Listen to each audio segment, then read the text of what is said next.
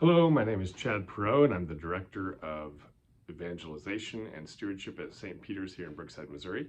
Today we're going to be talking about two things. What are the attributes of God? In other words, what is he capable of? And two, who is he? In other words, the Trinity. How do we explain God? So let's talk about the attributes first. In the Baltimore Catechism, it says there are three main things that we need to know about God. Number one, he is everywhere. What does that mean? He's literally everywhere. He's a spirit, so he's not exactly in some type of physical body or building. And because he's spirit, he can be anywhere at all times, even in us, in our soul. So God is everywhere. Number two, he is all-knowing. That is, he knows everything. Not just like encyclopedia knowledge, but he literally knows the thoughts that are going on in our brain.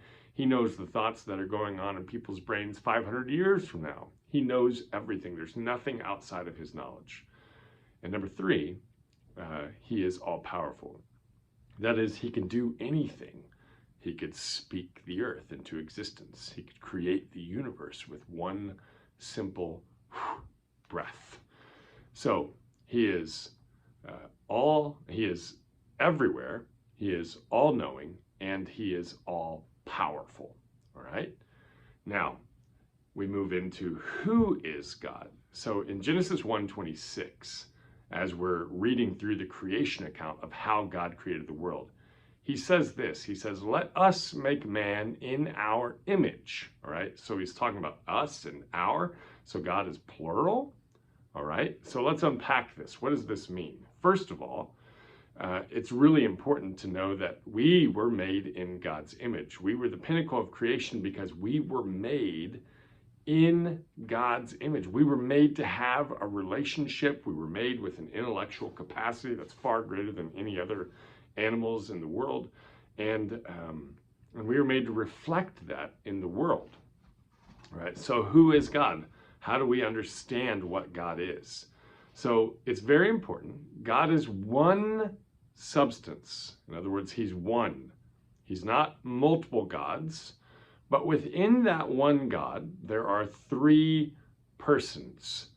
One God, the substance, three persons. All right, who are those persons? The Father, the Son, and the Holy Spirit.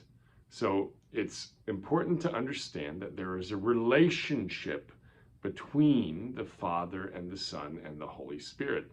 And the personhood of God's, that is the Father, Son, and Holy Spirit, these persons, we can understand their persons in relationship to one another.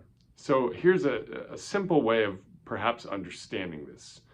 In the way that we say our prayer, you know, we go Father, Son, Holy Spirit, right? The Father is kind of like the mastermind of the world. He has written everything into existence. He has the plan. He is the author. He's the director.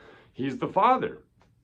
So he's the Father, and we point to our minds, to our heads as the Father. The Father, what did he do to the Son?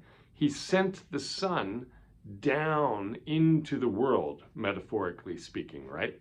He sent the Son into the world, and the Son takes on human flesh, and he has saved the world from their sins. So this is what the Father does. He's created everything. He sends the Son down into the world, all right? And then the love of the Son and the Father is distributed all around the world, from the east to the west, by who? By the Holy Spirit. So the Father sends his Son down into the world, and the Holy Spirit distributes that love all around the world. And this is how we think of God. Father, Son, Holy Spirit. Father and the Son live in relationship with one another.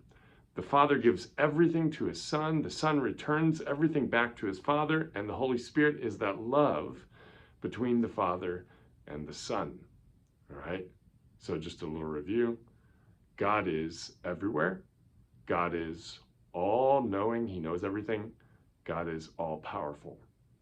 God is one, but he has three persons.